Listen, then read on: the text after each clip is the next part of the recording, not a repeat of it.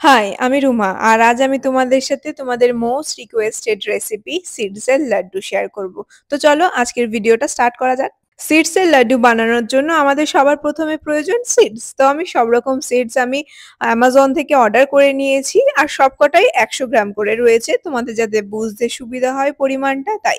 তো আমি কি সিডস রয়েছে আমি ক্যাপশনে দিয়ে দেব। তো চলো এগুলোকে আগে কেটে একটা আলাদা বাটিতে আমি নিয়ে নিচ্ছি। তো এই বাটিটা ছোট পড়ে যাচ্ছিল। তো আমি বড় একটা বাটি নিয়ে এসেছি। এবার এটাতে আমি সব অ্যাড করব। ফার্স্টে অ্যাড করেছি ফ্ল্যাক্স সিড। সেকেন্ড আমি এখানে অ্যাড করছি চিয়া সিড। তারপর আমি অ্যাড করছি সানফ্লাওয়ার সিড। তারপর পামকিন সিডস। আর আমি চেষ্টা করব টোটাল রেসিপিটাই আমি ক্যাপশনে লিখে দেওয়ার যাতে তোমাদের বুঝতে আরো একটু সুবিধা হয়। তো এখানে সব সিডস গুলোকে নিয়ে আমি একসাথে ভালো করে মিক্সড করে নিয়েছি। তারপর আমাদের কড়াইটাকে ভালো করে গরম করে নিতে হবে সিডস গুলোকে ভেজে নেওয়ার জন্য।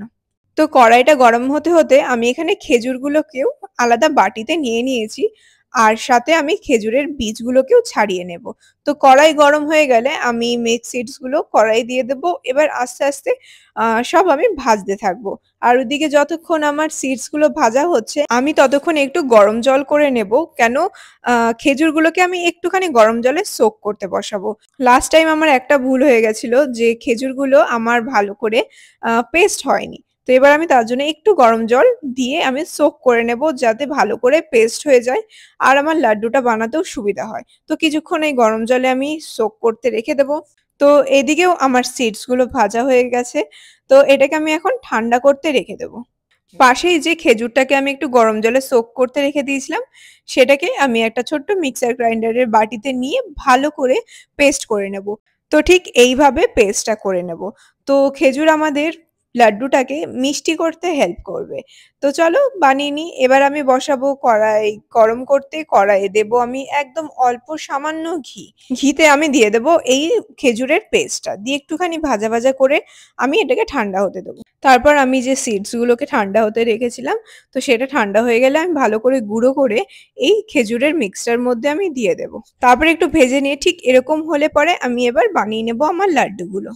তো রেডি হয়ে গেল আমাদের সিডস এর লাড্ডু। দেখো কত সুন্দর গোল গোল হয়েছে। তো তোমরা প্রত্যেক দিন তোমাদের ডায়েটে এই ছোট্ট একটা সিডস এর লাড্ডু অ্যাড করতেই পারো। আর সিডস এ থাকে ভরপুর পরিমাণ ওমেগা 3 যেটা আমাদের হার্ট হেলথ ইমপ্রুভ করতে হেল্প করে।